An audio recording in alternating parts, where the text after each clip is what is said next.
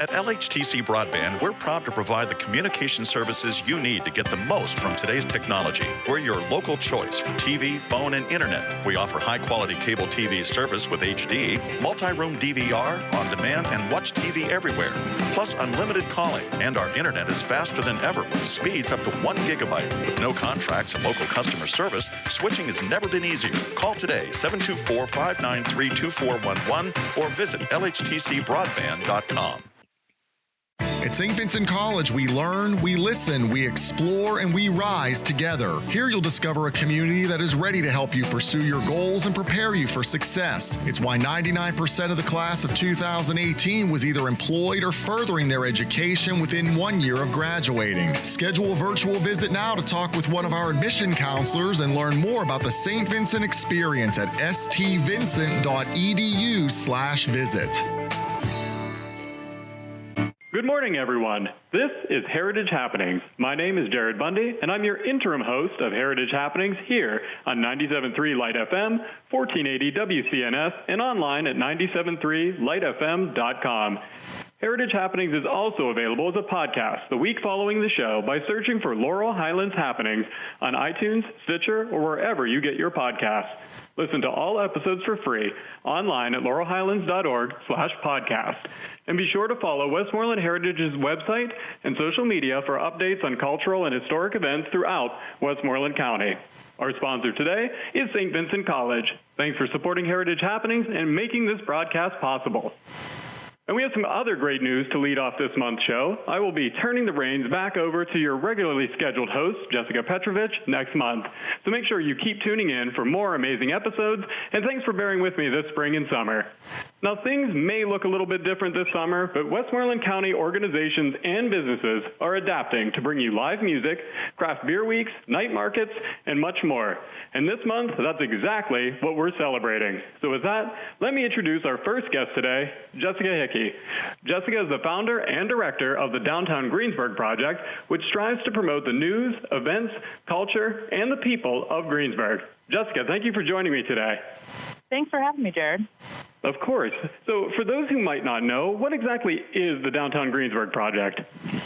So basically, we created the project 5 years ago. So this summer was our 5th anniversary.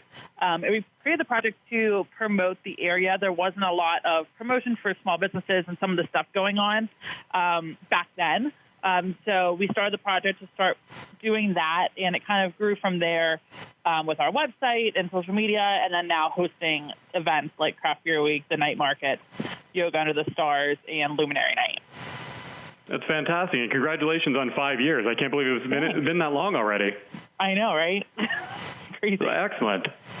Well, next month we are coming up on, probably one of your signature events that you guys have become known for. Can you tell us everything about Greensburg Craft Beer Week for 2020? Sure.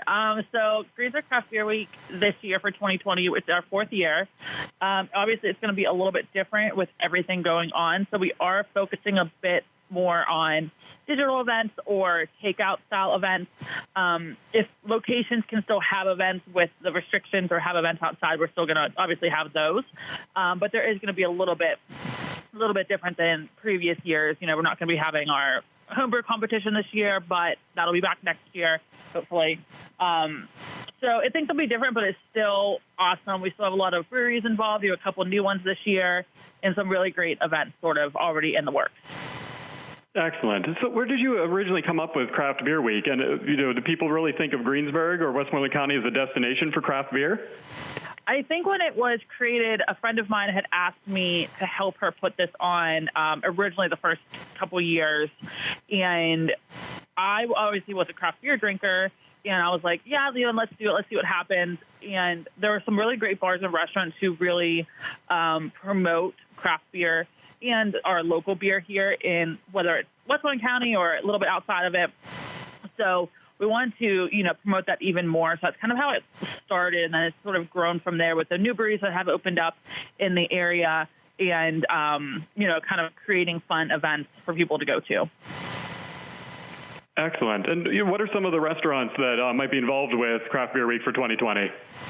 For 2020, some of the bars and restaurants that are going to be included are Hugo's Tap Room, Marino's, Tap. What else we got? Probably a Lamplighter joined in last year, and I believe the year before, so they'll be back. I don't want to forget anybody, and now I know my brain is going to go blank. That's all right. Hopefully, Robocchio. So there's going to be a bunch of places involved, and of course, our local breweries will be having things as well. Excellent. And of course, at the end, we'll be plugging your website and everything else for people to go and get more information. So if anyone joins on, or anyone else you might have forgotten about, that's no problem. They can get that info online, right? Absolutely. So, places like Marino's have been, pretty amazing to me of really focusing on craft beer kind of produced in and around this area. And it's nice to see other restaurants doing that as well. And has that helped Craft Beer Week continue to grow? I think so, because, some of those bars and restaurants that really have a lot of craft beer, especially local beer, have had events that have been really successful because they have those beers. Marino's, they have a bunch of taps, and they also have been doing a lot with cans. So they have a lot of, different cans that they bring in from, Pittsburgh and a little bit further out, and our local breweries in Westmoreland County that are canning, and also on tap, of course, too. But then at Taps, they do a lot of, they have, I forget how many taps they have, a lot. And a lot of that is local. So there's a couple great locations that just have a ton of local beer. And even not just during Craft Beer Week, but then, like Hugo's does it a lot as well on their draft list. And then during Craft Beer Week, it's even more local beer. So, or just craft beer in general. So yeah, there's some really great spots that promote and have a lot of our beers. Excellent. And, say what you want about the pandemic and everything, but if I can take any positives away, I'd love to see all of our local breweries, a lot of them canning for the first time, and me being able to kind of just grab and go with all of the amazing beer in our region. Yeah, we've seen a lot of breweries start to can or see their stuff out and about more. I know Quinn has been bottling more. They bottle, they don't can. We've seen New Crescent start canning, Four Seasons start canning. Unity opened right before the pandemic. Unity Brewing opened. Invisible Man is going to start canning soon. Bloom has cans. So there's been a lot of a lot of breweries that are starting to can now, which is really awesome because it just gives people, one, more options, and two, it gets the beer out into more hands. Exactly. And for our craft beer aficionados that might be listening, let's talk about some of the newer places. What new breweries have opened in the last year and are going to be included with Craft Beer Week for 2020? Yeah, Unity Brewing, which opened probably, I think, a week or two right before the pandemic, which is in Latrobe. They have a great spot out there and some really great food. So they're going to be involved this year for the first time. I'm excited to have them. Invisible Man opened last October. So they were still involved in Craft Beer Week last year, just not open. So this year they'll be more involved with their tap room open. They'll have hopefully cans by then. They're also going to be having a food situation going in at their location too, which will be really fun. Am I missing anybody? I think Sobel's, they're still working on the permanent location, but they are up and at them right now. Yeah, with their beer garden, which is awesome. So yeah, it'll be fun for them to be able to have events at their location because they haven't been able to do that yet because they didn't. I think last year they had just bought that location right before Craft Beer Week or something like that. So they weren't at that point being able to do anything there. So it'll be fun to use their beer garden this summer or this September. Excellent. And thanks for bringing up all those awesome new breweries. And those are all, part of the Laurel Highlands Pour Tour. If I can just plug that for a minute, that's our brewery tour of all three counties, but, a ton of those locations located in Westmoreland County as well. And all of these craft breweries that you mentioned here. So, we're going to be doing more stuff with Craft Beer Week as well. You'll be able to get some passports, get your stickers for prizes, and a lot of other things while you attend Greensburg Craft Beer Week. So, you can do a lot of celebrating of our craft beer scene all in one place. Exactly. It's going to be fun this year, even with the changes. Exactly. And there's so much good stuff out there. I think you're going to make this such a good time, even if it's takeout or to go or it looks a little bit different this year. Yeah. I think after talking with people and talking with our breweries and a lot of the people that host bars and restaurants that host events, there's definitely ways that we can make it work. There's a lot of other festivals going on throughout the country that are straight digital, which I love, and I'm going to attend a few of those as well. But we're going to try and get more beer into hands by doing takeout, maybe pairings with takeout, maybe it's food and beer or something like that. That's going to be a takeout thing. We're going to see how it kind of unfolds in the next month or so. Excellent. We'll be sure to keep in touch with more updates. So I'm going to put you on the spot real quick, and then I'll pick one too. So if you had to pick one beer right now in the Laurel Highlands, what do you pick? One beer of the Laurel Highlands. Shoot, don't do this. I'll go with mine first. So I'll let you think for a second. And I just had it yesterday. Is the key lime pie sour at Invisible Man? I was going to say that too. You were going to take that? Oh, no, I'm so sorry. I'll go the Electro Sour at Unity then is going to be my pick. You can go back to Invisible Man. So check out Unity, brand new, right in Latrobe. Their Electro Sour is awesome. Their stouts are amazing, and so friendly and like a full menu as well. So you can go and easily make a night of it there. So that's my pick. Yeah, the food's real good. Absolutely. Yeah, I mean, I love that key lime from Invisible Man. It's just the perfect amount of sour.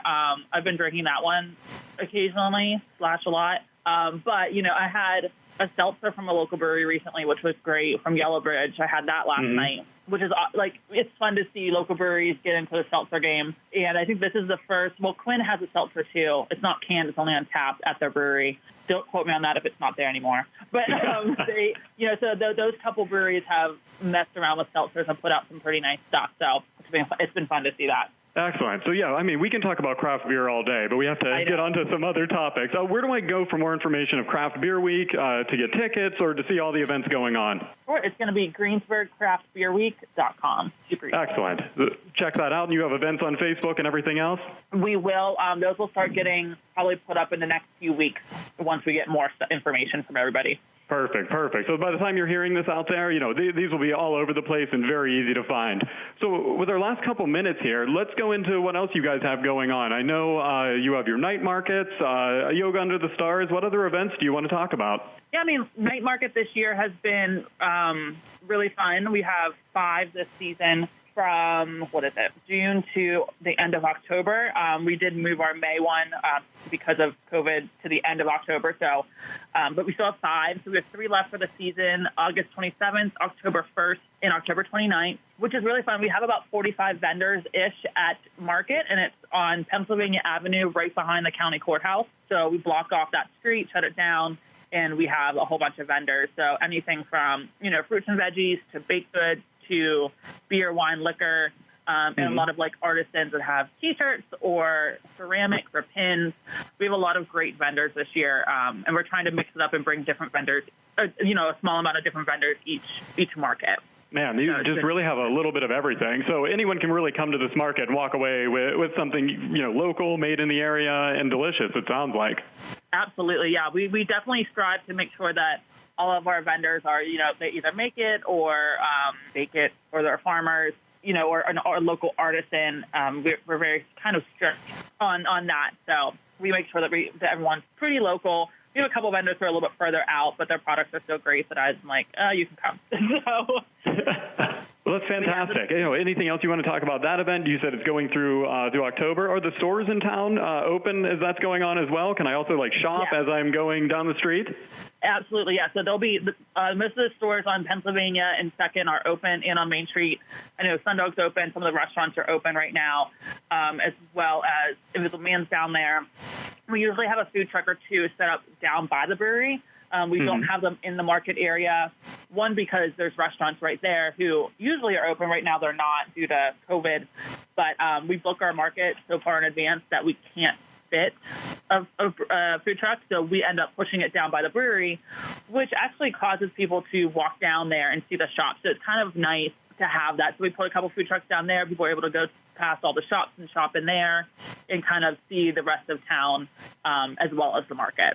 Amazing. It sounds like it's such an awesome event. Something, Greensburg is really needed to have something that amazing to check out all those local vendors and support local businesses while you're in town. So thanks for putting that together. No problem. It's fun. I like it. Well, excellent. Well, thanks again for joining me today. We have to wrap up here, but, where can we go for more information on night markets, yoga, everything else that Downtown Greensburg Project has going on? Sure, you can visit our website, downtowngreensburgproject.com, and up in our events, you'll see everything that we have scheduled for the year. Perfect. Well, thank you so much for joining me today, Jess. I really appreciate it.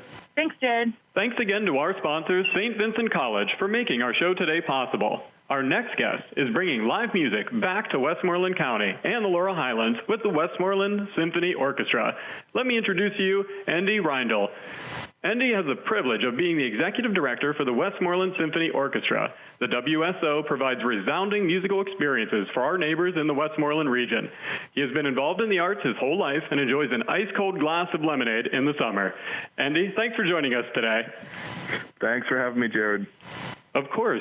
Now, you and the Symphony have been incredibly active since March, and we're going to get into all of the amazing things you've been up to. But I wanted to start by talking about sort of what's new and upcoming with the Symphony. So, how can I get some live music in my life? That's a fabulous question, Jared, because right now I think we all can use, a little bit of calm, a little bit of escape that music can provide. So we have been very fortunate that we just kicked off a new series here in Greensburg called Live on the Lawn, which is being held at the Greensburg Garden and Civic Center and features musicians and quartets and different groups from within the Westmoreland Symphony. So you're getting that great live local music, but we're able to have them here outside on the lawn in a safe and socially distant manner, and still get that great music that everyone enjoys. That's fantastic. And what are the upcoming shows looking like? When's the next time we can check one out? So the next time we are so fortunate, we have the Bayo String Quartet on August the 28th, like I said, up here at the Garden and Civic Center. And they are a fantastic group. Our associate concert master, so that's a fancy name for saying the person who sits the second chair of the first violin section. He's a phenomenal violinist, Jason Newcomb. So he and his brother actually have a new string quartet group. I shouldn't say new anymore. They've been around for a number of years. They've now hit such a great stride. And we're even traveling internationally before everything hit, of course, and just really have embraced. Sometimes as a symphony orchestra, pretty fair criticism is sometimes we only like to play music of old dead white men from the 1700s, which is a pretty fair. But they have really embraced music of today.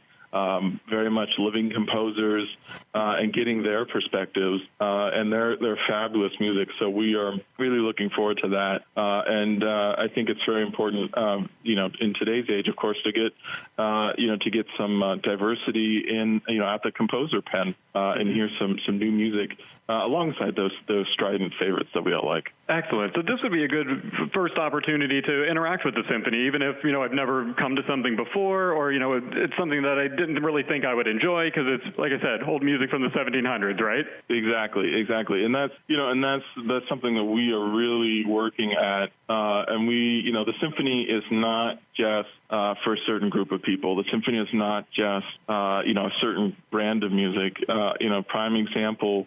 Every summer concert, we provide a free summer concert every year, Jared. And, it is an eclectic bunch of music. It is music from the movies. It's the music of patriotism to recognize our great veterans that we have in this area, or music like the music of John Williams that we did 2 seasons ago. All movie music, lots of fun. Orchestral music today. This is a fun factoid, Jared. There is more orchestral music being written today than there was back in the day, and that's thanks to radio, television, primarily the internet, and video games, especially video games.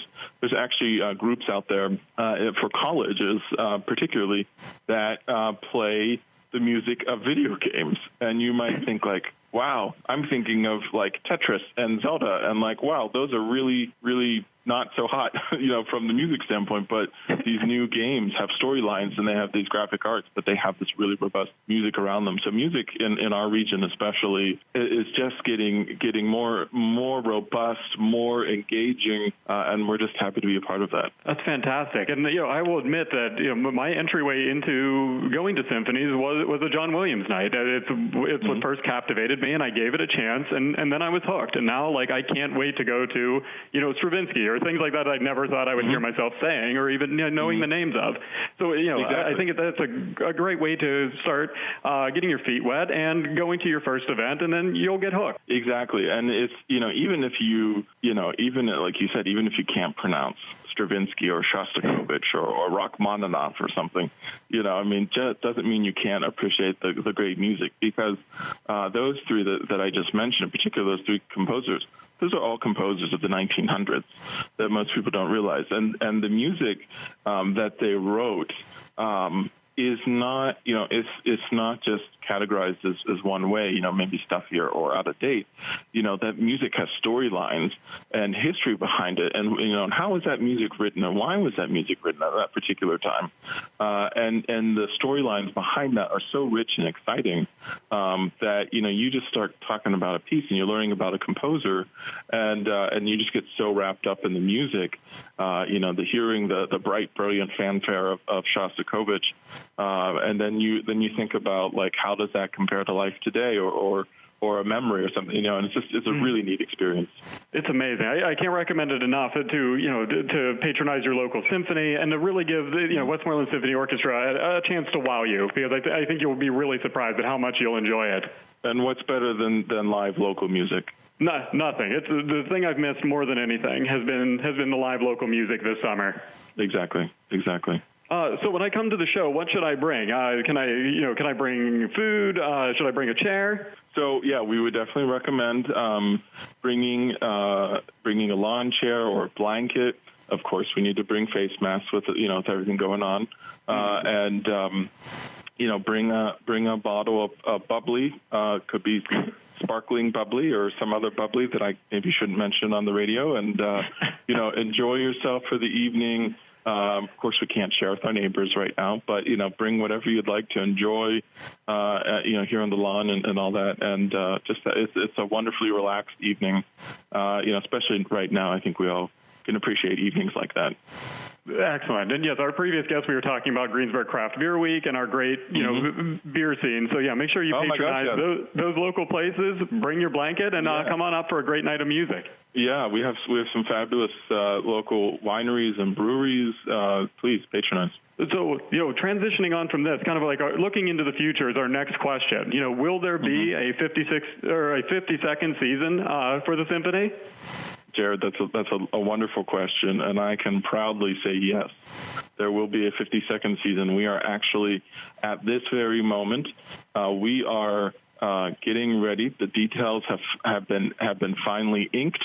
The ink is drying as we're speaking, and details are being rushed out and produced as we talk. So we will have breaking news about the details of the symphony season at the early part of next week. And it will be a season to remember. It will be a season with more benefits for subscribers and ticket buyers than ever before. And it will be one that I think people will very much enjoy. And still have as much of essence of the symphony that people have come to know and enjoy.